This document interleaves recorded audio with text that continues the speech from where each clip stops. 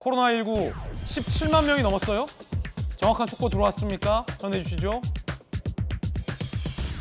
아니 어제까지 갑자기 17만 명으로 다시 점프를 한 느낌이에요. 17만 1,452명.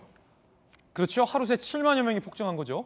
10만 명대, 9만 명대, 어제 9만 명대였는데 갑자기 지금 17만 명이 됐고 위중증 512명, 사망자 99명, 재택 치료자가 지금 50만 명을 넘어섰습니다. 52만 명.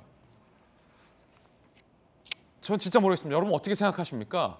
이거 심각한 상황이라 보십니까? 그런데 정부는 풍토병 얘기를 했습니다. 이게 국민들을 안심시킬지 오히려 불안하게 할지 현재로선 확실치 않습니다. 정부 이야기 들어보시죠.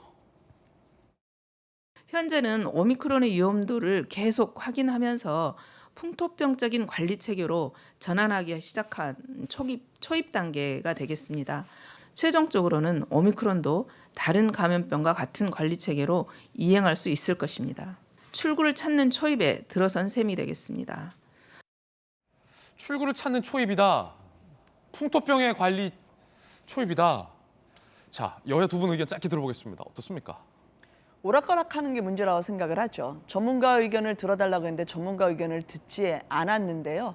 지금 사실 각자 도생하시느냐고 얼마나 고생이 많으십니까? 그리고 정작 내가 오미크론에 걸렸다 하더라도 해열제 잘 안 오고 예. 혼자 알아서 지금 자가진단 해야 되는 거 아니에요? 예. 자가진단 키트도 값이 올랐고요. 그렇게 알아서 무정부적으로 하라고 하시면서 10시 은행 그런데 식당을 가지 말라? 영업시간 왜 계속 야행성으로만 오미크론을 몰아가는지 모르겠어요. 그래서 전문가 말을 지금이라도 들어달라. 아직은 안심할 단계 아니라고 하기 때문에 이 부분을 맞춰서 이재명 후보의 마치 출구 전략과 함께 가는 듯한 모양새는 아니었으면 좋겠습니다. 전윤기 의원. 일단은 그 아니라는 말씀 먼저 드리고 싶습니다. 사실 이 방역 관련해서는요, 대부분이 전문가 의견을 듣고 하는 겁니다. 그러니까 제가 방역 상황에 대해서 얼핏 들었는데요.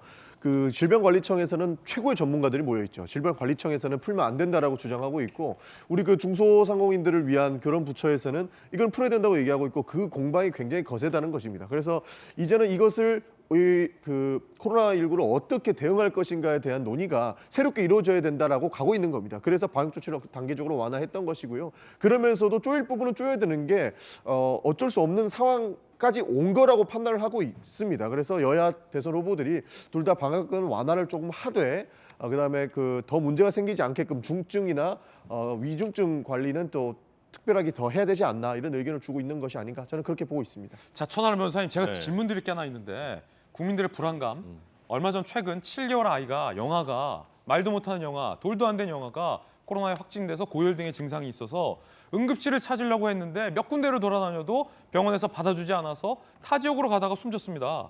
네. 그런데 정부가 발표한 해명은 병상이 부족한 게 아니라 의료진이 부족해서 그렇다. 라는 해명을 했는데 병상이 부족하든 의료진이 부족하든 우리의 의료 공백인 거 아닙니까 이거? 뭐가 달라집니까 이게 정부의 해명이? 제가 말씀드리고 싶었던 게 바로 그겁니다. 병상과 의료진 모두가 갖춰져 있어야 우리 국민들께 최소한의 의료 서비스를 제공할 수 있는 것이죠. 저는 지금 이러한 의료 공백이 발생하고 있는 상황에서 풍토병으로 전환을 검토한다라는 얘기가 굉장히 공허하게 들립니다.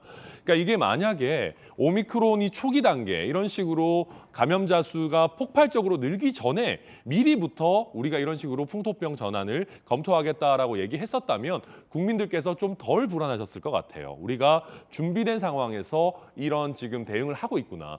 그런데 지금의 이 상황들을 보면 늘어나는 거를 막지 못하니까 이제 와서 어쩔 수 없이 풍토병 전환을 얘기하고 그런 상황에서 동시에 말씀하신 것처럼 의료 공백이 실제 발생하고 있는 것들이 보이는 상황입니다. 그렇다면 방역 당국에서는 의료 공백이 발생하지 않도록 의료진이 부족하다면 이분들을 단기적으로 어떻게 충원할 수 있을 것인지 이런 부분들에 대한 더 어떤 안심할 수 있는 대책들을 함께 내놔야 된다. 그렇게 보고 있습니다. 예, 각자 의견들 들어봤습니다.